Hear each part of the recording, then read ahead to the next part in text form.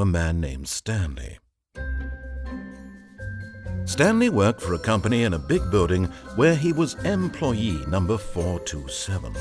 Employee number 427's job was simple. He sat at his desk in room 427 and he pushed buttons on a keyboard. Orders came to him through a monitor on his desk, telling him what buttons to push, how long to push them, and in what order. This is what employee 427 did every day of every month of every year.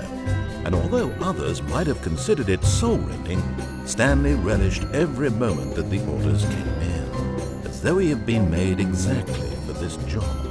And Stanley was happy.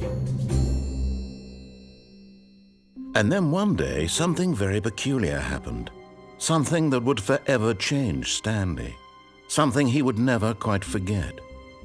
He had been at his desk for nearly an hour when he realized that not one single order had arrived on the monitor for him to follow. No one had showed up to give him instructions, call a meeting, or even say hi. Never in all his years at the company had this happened, this complete isolation. Something was very clearly wrong. Shocked, frozen solid, Stanley found himself unable to move for the longest time. But as he came to his wits and regained his senses, he got up from his desk and stepped out of his office.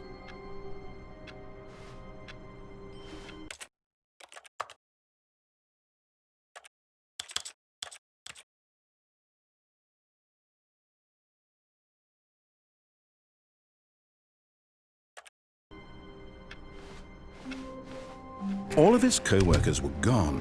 What could it mean? Stanley decided to go to the meeting room. Perhaps he had simply missed a memo.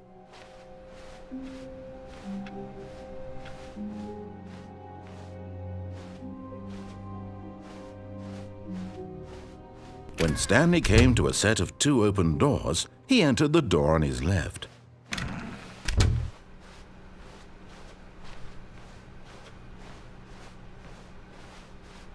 Yet there was not a single person here either. Feeling a wave of disbelief, Stanley decided to go up to his boss's office, hoping he might find an answer there. Coming to a staircase, Stanley walked upstairs to his boss's office.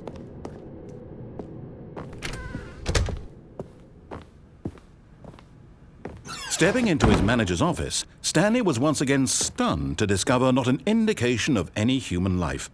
Shocked, unraveled, Stanley wondered in disbelief who orchestrated this, what dark secret was being held from him. What he could not have known was that the keypad behind the boss's desk guarded the terrible truth that his boss had been keeping from him, and so the boss had assigned it an extra secret PIN number, 2845. But of course, Stanley couldn't possibly have known this. Yet incredibly, by simply pushing random buttons on the keypad, Stanley happened to input the correct code by sheer luck. Amazing! He stepped into the newly opened passageway.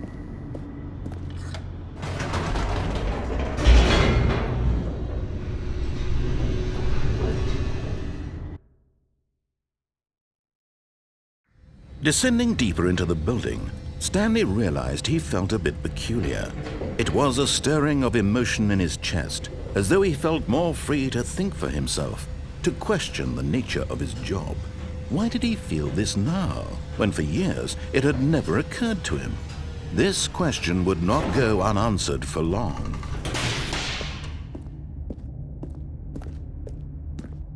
Stanley walked straight ahead through the large door that read Mind Control Facility.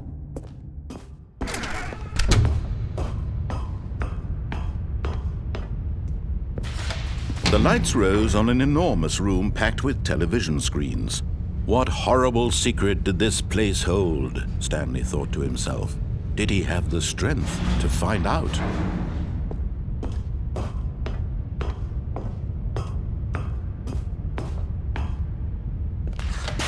Now the monitors jumped to life, their true nature revealed. Each bore the number of an employee in the building, Stanley's co-workers. The lives of so many individuals reduced to images on a screen, and Stanley, one of them, eternally monitored in this place where freedom meant nothing.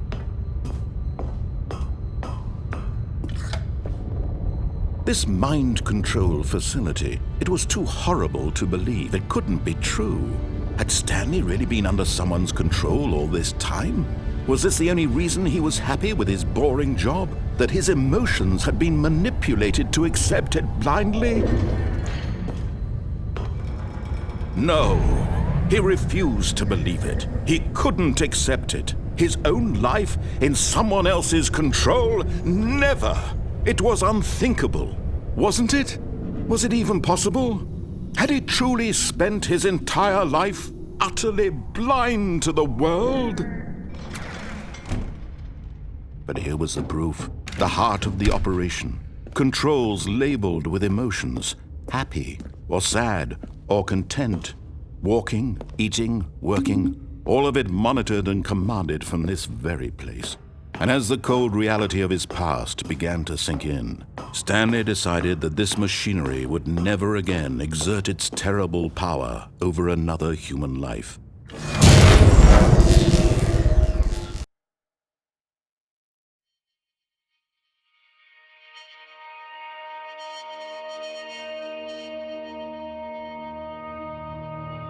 Blackness and a rising chill of uncertainty.